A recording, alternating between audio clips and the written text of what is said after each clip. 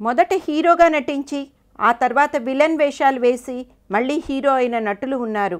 ఉదాహరణకు కృష్ణంరాజు.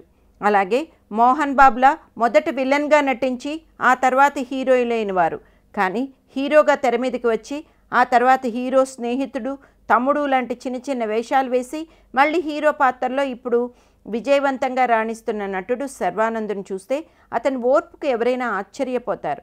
శర్వానంద్ బేగంపేటలోని హైదరాబాద్ పబ్లిక్ స్కూల్లో చదువుకున్నాడు. అప్పుడు అతని క్లాస్మేట్స్ రానా, రామ్ చరణ్. అయితే సినిమా ఉత్సాహం వచ్చిన తర్వాత ఎవరి దారి వారిదే అయ్యింది. శర్వానంద్ ముంబై వెళ్ళి కిషోర్ నమిత్ కపూర్ యాక్టింగ్ స్కూల్లో చేరి నటనలో శిక్షణ పొందాడు. ఆ సర్టిఫికెట్తో 2 ఏళ్ల పాటు ప్రొడక్షన్ ఆఫీసుల చుట్టూ తిరిగాడు సినిమా అవకాశాల కోసం. ఎవరో సలహా ఇస్తే వైజాగ్లో ఉన్న సత్యానంద్ యాక్టింగ్ స్కూల్లో చేరాడు శర్వానంద్. అక్కడ కొత్త హీరో కోసం వచ్చిన దర్శక నిర్మాతల దృష్టిలో పడ్డాడు. హీరో అవకాశం వచ్చింది.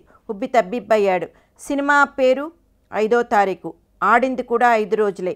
ఇప్పుడు చేతిలో సర్టిఫికెట్లు, హీరోగా నటించిన అనుభవం ఉందన్నా మళ్ళీ హీరో అవకాశాలు రాలేదు. హీరో ఫ్రెండ్గా నటిస్తావా అంటే అప్పుడు ఎలా ఉంటుంది? ఎస్ నటిస్తాను అన్నాడు ఏదో మొండి ధైర్యంతో. శంకర్ దాదా ఎంబీబీఎస్లో అయితే చిరంజీవి వీరాభిమానుల్లో ఒకటిగా నటించాడు.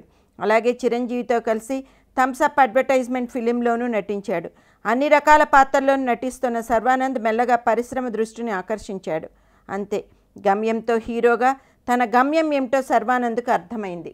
మొండివాడు రాజు కంటే బలవంతుడు అంటారు. శర్వానంద్ మొండిగా ఆత్మవిశ్వాసంతో తాను హీరో అయి తీరాలని పట్టువదలని విక్రమార్కుడిగా కృషి చేశాడు, సాధించాడు.